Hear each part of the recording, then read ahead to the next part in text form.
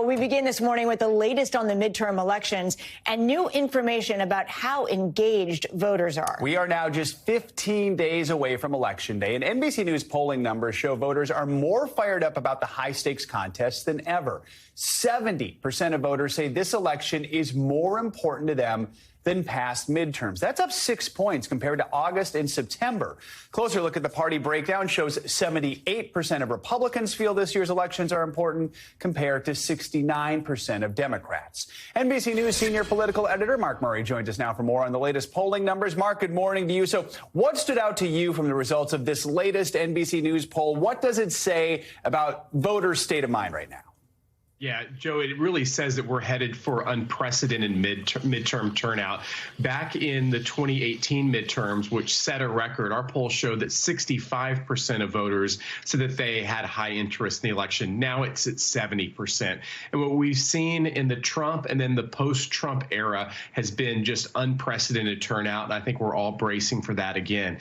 The other thing that really stood out to me, Joe, was just the polarization in the electorate. We asked a question on, does the other party's agenda pose a threat that could destroy America? And we found 81% of Democrats and 79% of Republicans answering in the affirmative there. So we are, the country is really energized, really fired up, and highly polarized. Let's talk specifically about Florida, the race for governor there. There's going to be a debate there today between the Republican incumbent governor, Ron DeSantis, the Democrat, Charlie Crist, who's a former governor. This is going to be their first and only debate. It comes on the same day that early voting begins in that state. So what are you watching for in this debate? Yeah, I'm watching to see if Charlie Crist can somehow shake and change the dynamics in this contest that currently favor DeSantis, the Republican incumbent right now. We see in polling that both statewide Republicans, Ron DeSantis, as well as incumbent Senator Marco Rubio, are favored in a state like Florida, which has been trending in the Republican Party's direction. So obviously in a debate, you want to be able to have a moment that can actually shake up the contest. Crist, a longtime former Republican governor, then turned independent. He has had a lot of experience in debates, and now as a firm Democrat, a former congressman, now running for the for governor. We'll see if he can pull in a really good performance for his side. Early voting also begins in Texas today. State officials say they're preparing for an increase in voters more than past elections. What are some of the key issues and things on the ballot there? Yeah, Joe, there's a recent Quinnipiac poll that actually found out that border and the border security is issue number one in the state of Texas. But I'll also point to our own national NBC News poll that actually shows that really is kind of the tale of the two different electorates. Republicans are fired up about the border. They're fired up about crime. They're also fired up about inflation and the economy. Democrats, conversely, are fired up when it comes to the issue of abortion, threats to democracy. And so we're almost seeing these kind of parallel campaigns that Democrats and Republicans are running in Texas, but also across the country. Very different issues getting each party out to vote. Finally, let's take a look at Pennsylvania, that huge battleground. Dr. Mehmet Oz, Lieutenant Governor John Fetterman, they have their first and only debate. That is tomorrow, so folks are going to be watching that. But this morning, Oz is holding a Hispanic Business Council town hall. A recent NBC News poll found Latinos in Pennsylvania still leaning Democrat, although Democratic advantage there is smaller than previous voting years. So what does Dr. Oz need to do to win over Latinos this close to the midterms? Yeah, Joe, I think overall he just needs to continue the momentum he's been on. This is a race that has gotten so much closer in the past month or so. There was a point in which polls ended up showing Democrat John Fetterman up double digits in Pennsylvania. Even when you looked at that contest, you knew that that probably wasn't going to hold, just given how tight races have been in the Keystone State over the past several years. But obviously this race has gotten closer. Latinos are going to be important, but so will every subgroup. All right, Mark Murray taking us all over the map this morning. We appreciate it. Thank you. Former President Trump spoke for nearly 2 hours at a rally Saturday night in Texas, touching on everything from the 2020 election to inflation, even hinting at a possible 2024 run. NBC News correspondent Cincle Asamoah was there as the former president rallied support. Hey there. Well, former President Trump is campaigning hard for Republican Texans vying for office this midterm election season. You're going to vote for an incredible slate of true America First Republicans up and down the ballot. Here in Robstown, Texas, the former president, candidates and voters gathered to talk about issues that matter to them, many of them centered on America's culture wars, issues of transgender rights for youth and critical race theory top of mind, as well as issues of the economy. Inflation is costing the typical Texas household nearly $800 every single, not year would be bad, but month. How about that? The rally coming just a day after the January 6th committee subpoenaed the former president, demanding that he testify. The move drawing criticism from Trump supporters. It makes me disgusted, so I turn it off. You know, I just would like to know the outcome, but I do keep it on. You know what I mean? It's on, it's off, because you just get upset. To put this rally into context, it's really about the fight over the Rio Grande Valley. It's a series of 4 counties on the U.S.-Mexico border. For decades, these areas have been conservative Democrat strongholds. But now Republican leaders like Governor Greg Abbott say it may be facing a red wave. Our support for strong border security is one of the major reasons why Hispanic Americans are joining our movement by the millions and millions and millions. The Republican Party opening so-called minority outreach centers for communities of color. Here's what some had to say. So my relationship with Jesus Christ brought me to more so the Republican side because the values lined up with what the Bible said. And so I started just following Trump, man, because I think he's the man to be following. Research. Don't listen to what other people have to say about whether it's a party or an individual.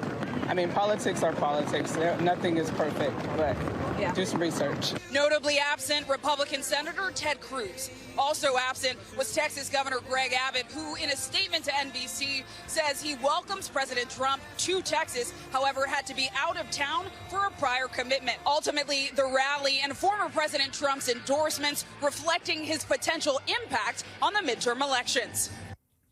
All right, Zinkley Asamoah, thanks so much. With early voting already underway, Republican Representative Liz Cheney joined Meet the Press for an exclusive interview to discuss threats to democracy as a top issue this election cycle. Here are some highlights in this week's Meet the Press Compressed. Let's talk about a speaker, Kevin McCarthy. You clearly think this is a mistake, that he will, you are concerned about his speakership. What specifically concerns you? Well, look, the speaker is second in line to the presidency. And at every moment since, frankly, the aftermath of the election in 2020, when Minority Leader McCarthy has had the opportunity to do the right thing or do something that serves his own political purpose, he always chooses to serve his own political purpose. The notion that now Kevin McCarthy is going to make himself the leader of the pro-Putin wing of my party is just a stunning thing. It's dangerous. He knows better. But the fact that he's willing to go down the path of suggesting that America will no longer stand for freedom, I think tells you he's willing to sacrifice everything for his own political gain. You've issued the subpoena, and I assume you're going to let it play out. So what happens on November 5th if you don't have any materials from him? So we are anticipating that the former president will understand his legal obligation, will comply with the subpoena. We've made clear in the subpoena a number of things, including that if he intends to take the 5th, that he ought to alert us of that ahead of time. Is the committee open to his supposed offer, or at least behind-the-scenes offer, of going on live television? So the committee treats this matter with great seriousness, and we are going to proceed in terms of the questioning of the former president under oath. It may take multiple days, and it will be done with a level of rigor and discipline and seriousness that it deserves. We are not going to allow the former president. He's not going to turn this into a circus. This isn't going to be, you know, his first debate against Joe Biden and the circus and the food fight that became. This is far too serious set of issues, and we've made clear exactly what his obligations are. Donald Trump ends up the nominee in 2024. You've said you're not going to be a Republican anymore. So it implies you think the Republican Party can be saved. I think that the party has either got to come back from where we are right now, which is a very dangerous and toxic place, or the party will splinter and there will be a new conservative party that rises. And if Donald Trump is the nominee of the Republican Party, the party will shatter, and there will be a conservative party that rises in his place. Our thanks to Chuck Todd for that recap of Meet the Press. Jury selection is set to begin today in the criminal trial of the Trump Organization. Prosecutors say the former president's company took part in a 15-year scheme to compensate top executives off the books in order to avoid paying taxes. For more on what we can expect, we're joined by NBC News investigative correspondent Tom Winter. Tom, nice to see you. The company and its then chief financial officer, Alan Weisselberg, were indicted last year following a years-long investigation by the Manhattan District Attorney's Office. Remind us how we ended up here. Well, good morning, Steph. You may remember back in 2012, then presidential candidate Mitt Romney said corporations are people, and whether you agree or disagree with what he said in the eyes of New York state law, that's exactly what they think, and that's the reason why the Trump Organization itself, the company, its buildings, etc., are on trial here today. This, as you said, it was a multi-year investigation, involved 2 trips to the Supreme Court to be able to get former President Trump's, then President Trump's tax returns and tax documents, a number of subpoenas, grand jury testimony from some of those closest to the former president in this company, all led us to today, and Alan Weisselberg being charged along with this company back in July of 2021. Now, somebody who's pleaded guilty, he's been convicted, and he has to testify in this trial to his own conduct, which he says he did, in which the district attorney, has charged the company with. And as you mentioned, Weisselberg, he's already pleaded guilty to 15 counts of tax evasion, and he took that plea deal to testify against the former president's company. So what kind of punishment is the organization facing, and what might it mean for the future of the company? Right, Stephanie. So I think that's the big question that everybody has. And under New York state law, really the only thing that can happen here, if convicted, is a series of fines for each specific count. The total, if they were to get the max, is just shy of $1.6 million. New York state law does not have any sort of provision for a company getting effectively the death penalty, meaning that they would have to go out of business or they'd have to sell their assets. There's no sort of a monitor that can be assigned to somebody that could independently review the books going forward. So the penalty here is purely monetary, and to the tune of approximately $1.6 million. Weisselberg, as you said, the star witness because he is expected to testify. Legal experts point out that it's really a tough challenge here for the Trump Organization because the more that they attack Weisselberg, the more things that Weisselberg might say that could be damaging to them. Already he's done the Trump Organization, legal experts believe, a huge favor in not saying anything against the former president himself, not willing to cooperate against him. So it'll be really interesting to see how that plays out here at trial. So, Tom, a financial penalty for the company, but what could potentially happen to the former president himself? What should he be concerned about? Right. Well, I think that's a big question that everybody has. And so when you look at that, you see, well, if the company is convicted, does it make it more difficult for them to be able to obtain financing, to get certain types of contracts that they have renewed? So I think that remains a bit of an open question. We're going to have to just see how that works. Obviously, that impacts the former president's wallet. I think the bigger challenge for him personally and legally, and as well as for the organization, is the suit that's been brought by Attorney General Letitia James. There's approximately $250 million, $250 million fine and disgorgement that could be levied against the company there, as well as a clause in that, if convicted, that could make it nearly impossible for the company to borrow from any sort of bank. They would have to go the private lending route. So I think that's something that is potentially a bigger concern, not just for the Trump Organization, but for the former president and his family. Yeah, it certainly sounds like it. Tom Winter, thank you so much. This morning, there are concerning new developments on the Korean Peninsula following weeks of heightened tensions. Both the North and South accused each other of breaching the maritime border and exchanged warning shots in response. NBC News foreign correspondent Janice Mackey-Frayer has the latest. Each side is accusing the other of violating the maritime boundaries. South Korea says its Navy broadcast warnings, then fired a warning shot toward a North Korean merchant vessel that had crossed the line. Now, North Korea says it responded by firing 10 artillery shells, and that it was the Navy ship that had ventured nearly 3 miles into its waters. Now, this Western Sea area, the boundaries are very poorly defined, and it's long been contested. And this is a time of real anxiety in the region with all of the recent missile testing by North Korea. There are also military drills that are underway and will last the week between South Korea and the U.S. It's all always a flashpoint for the North. Military officials say that the drills, though, are designed to test the combined capabilities of forces to counter these nuclear and missile threats from North Korea. Pyongyang, though, says that it's the drills that are provocative. Of their own testing, they're saying that they're simulating the use of tactical nuclear weapons to, quote, hit and wipe out South Korean and U.S. targets. Now, of course, looming over all of this is the expectation that Kim Jong-un will soon conduct the country's 7th nuclear test. It's believed that test could be imminent, so this exchange of fire certainly ramping up tension in the region.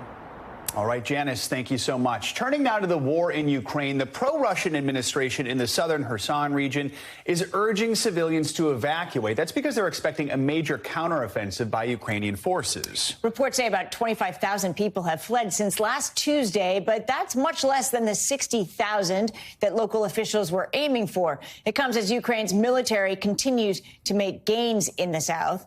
NBC News foreign correspondent Matt Bradley joins us now from just outside the capital of Kyiv. Matt, nice to see you. Pro-Russian authorities in Kherson continue to push civilians to leave the area.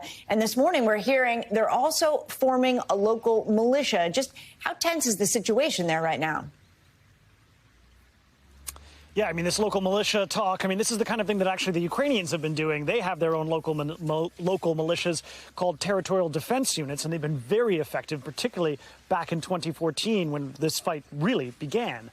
But I'm in touch with some people who are in Kherson, and they actually said that it's tense but joyful. And that's because the Russians have mostly evacuated. And they said it really is more like a ghost town.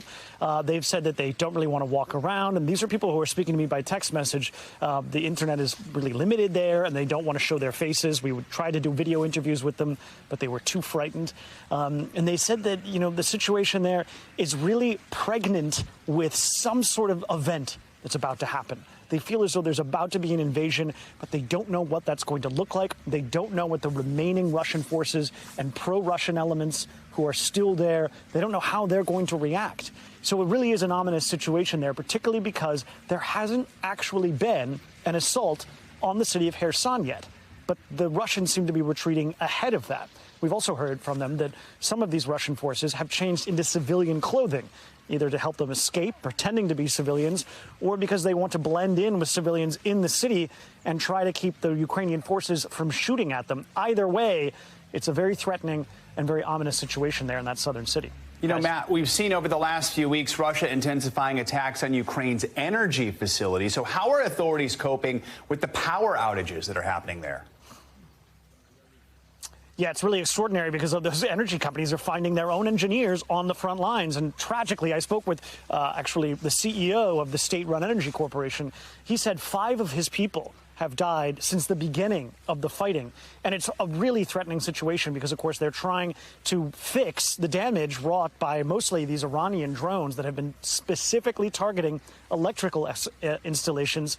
And they're then in the firing line because they're targeted once again once they're in the process of trying to fix this electricity. So we heard from President Vladimir Zelensky. He said that about 30% of the network has gone down. And that's left about 1.5 million people throughout this country with either no power or rolling blackouts. So this is, according to the European Union, a war crime because they're targeting essentially civilian infrastructure. And the hope is, at least that's what people here are assuming, that the Russians are hoping that they will just sort of starve out or sort of freeze out the Ukrainians and force them into surrender.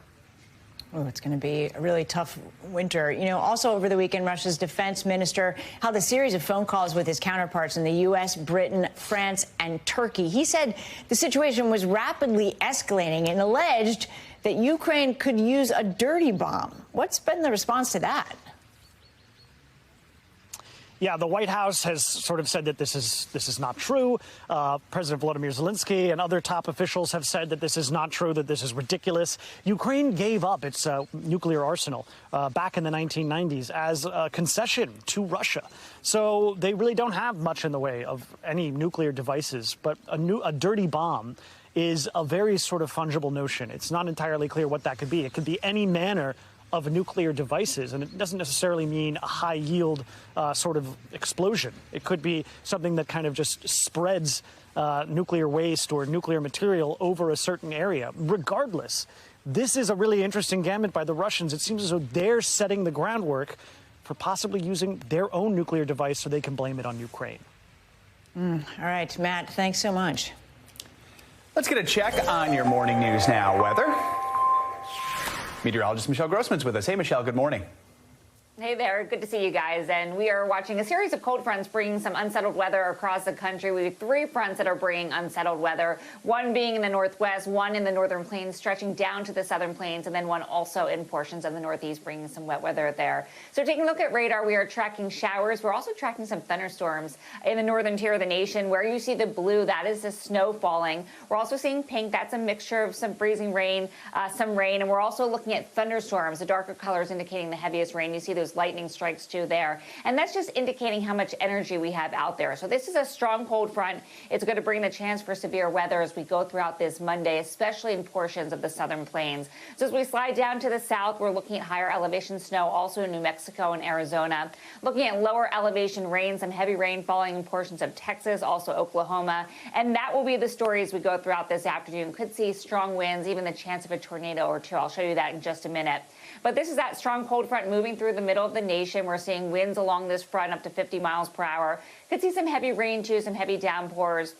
And we're watching the chance for a few tornadoes, winds gusting over 60 miles per hour. Could even see some hail. This cold front's going to move off to the east as we go throughout tomorrow. So portions east of the Mississippi River, threat for strong winds, tornadoes across the south. Where you see those brighter colors once again is where we're expecting the heaviest rain to fall tomorrow. This is where we're looking at this evening. 21 million people at risk for strong winds gusting over 60 miles per hour, damaging hail of an inch or larger. Also a few tornadoes. So that includes Dallas, also Waco, Houston, San Antonio, Corpus Christi, and Austin. And then as we look towards tomorrow, it slides to the east, so portions of Mississippi, Alabama, where you see the yellow, that is a likely spot, 8 million at risk for some strong storms.